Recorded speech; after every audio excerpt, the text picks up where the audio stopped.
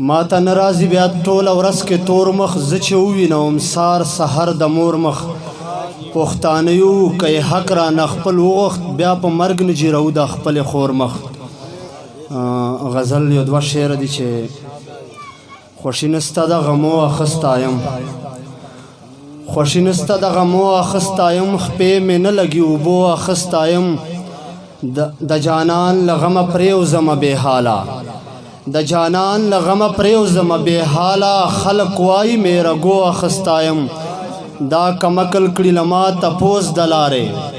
دا کمکل کړي له ما تپوس د لارې، زه خپله سلسلو اخستا یم، خاورې وکړم دیدن به د جانانه چې په نیمه شپه د سپو اخستا یم، خاورې وکړم دیدن به د جانانه چې په نیمه شپه د سپو اخستا یم، خود به پرېوځمه زورو ګړنګو ته زه چې داسې تورو شپو اخستا یم، ګرانه ده چې تر منزله پورې رشم په اوږه باندې ړندو اخستا یم، ګرانه ده چې تر منزله پورې رشم په اوږه باندې ړندو اخستا یم، روغ پرې پوهه شي چې روغه خبر واوري زه به څه کړم لیونو اخستا یم، ډېر ارمان به د زاهد کشمیروال وکړې چې خپلو په اوږو اخستا یم.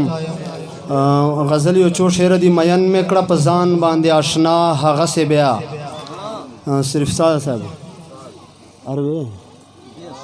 مین مې کړه په ځان باندې اشنا هغسې بیا، یو ځل مې لیونی کړه په خندا هغسې بیا، ساغر صاحب هر حکم د جانانا په چشمانو به قبول وي، غلام به د شم تمې شه بادشاه هغسې بیا، روان به چې ګودر ته و په زیړ مازدیګري، لاس مې په اوږه کېږدوه بیا هغسې بیا،